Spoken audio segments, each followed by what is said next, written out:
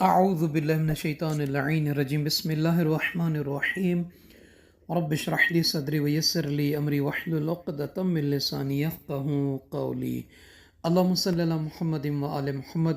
صاحبان ایمان، مومنین مومنات، آج کا دن 9 رجب المرجب ہے، شہزادہ علی اصغر علیہ السلام کی ولادت کا دن ہے۔ آپ تمام مومنین کو بہت بہت مبارک ہو۔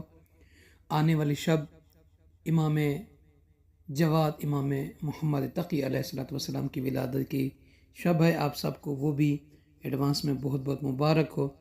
اللہ تعالیٰ ہمیں اور آپ سب کو امام محمد تقی علیہ السلام کی زیارت و شفاعت بار بار نصیب فرمائے، آمین یا رب العالمین۔ صاحبان ایمان، اس ویڈیو میں 10ویں شب کی نماز کا طریقہ اور 1000 حج سے بہتر ایک عمل ہے، امام جعفر صادق علیہ السلام نے اپنے فرمان میں بیان فرمایا، وہ بیان کرنا ہے۔ اور دوسرا، جو لوگ شادی کے حوالے سے، اولاد کے حوالے سے، رزق کے حوالے سے پریشان حال ہیں، ان کے لیے چھوٹا سا مختصر سا ایک عمل ہے، وہ بھی بیان کرنا ہے۔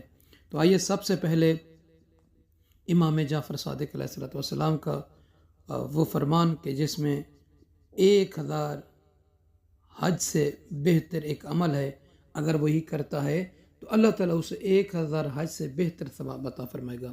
دیکھیں، ہر مومن کا اچھے کاموں اور فرامین الہی پر عمل کرنے کا اصل مقصد جو ہے وہ خوشنودی الہی، رضا پروردگار ہے۔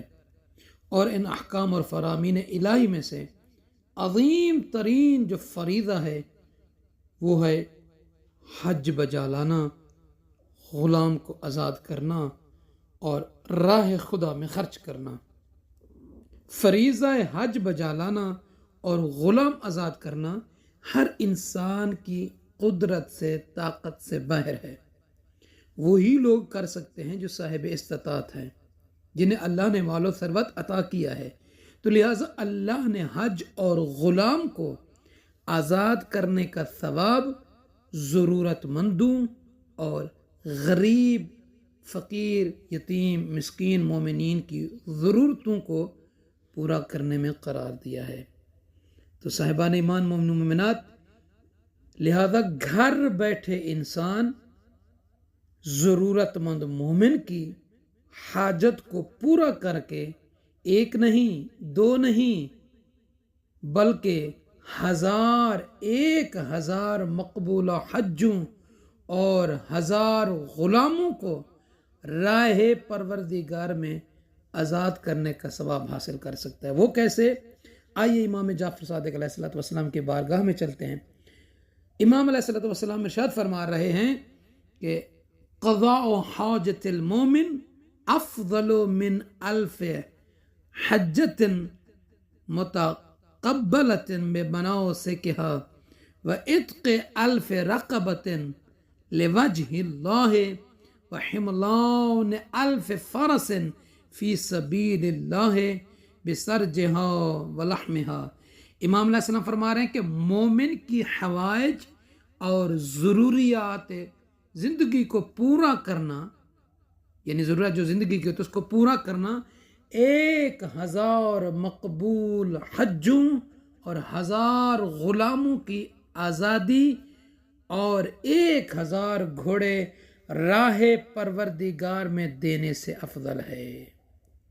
یعنی معصومین علیہ السلام کی ان روایت سے، امام صادق علیہ السلام کی اس روایت سے یہ واضح ہوتا ہے کہ عظیم ترین اور افضل ترین عبادتوں میں سے ایک عبادت ضرورت مند مومن کی حاجت روائی ہے۔ دعا کرتے ہیں کہ پروردگار صاحب استطاعت کو یہ توفیق عطا کرے کہ اللہ کے یتیم، غریب، فقیر، مسکین لوگوں کی مدد کریں۔ تو نماز 10ویں شب کی جو ہے یہ 12 رکعت نماز ہے، نماز مغرب کے بعد پڑھنا ہے، 2 کر کے پڑھنا ہے۔ طریقہ یہ ہے کہ ہر رکعت میں پہلی اور دوسری میں الحمد کے بعد 3 مرتبہ سورہ اخلاص کو پڑھنا ہے۔ اس کا بہت بڑا اجر ہے، بہت بڑا ثواب ہے۔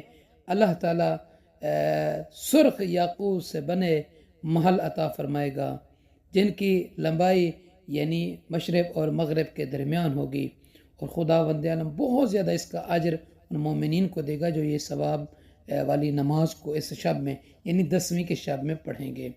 تو صاحبان ایمان مومنات، رفع مشکلات کے لیے نماز صبح کے بعد، جیسے بھی ہم نماز صبح پڑھتے ہیں، اس کے بعد 10 مرتبہ بغیر کسی سے بات کیے ہوئے سبحان اللہ العظیم و بحمدہ استغفر اللہ و اسألہ من فضل، یہ 10 مرتبہ پڑھیں۔ انشاءاللہ تعالی اس ذکر کی برکت سے خداوند عالم مشکلات کو رفع دفع فرما دے گا۔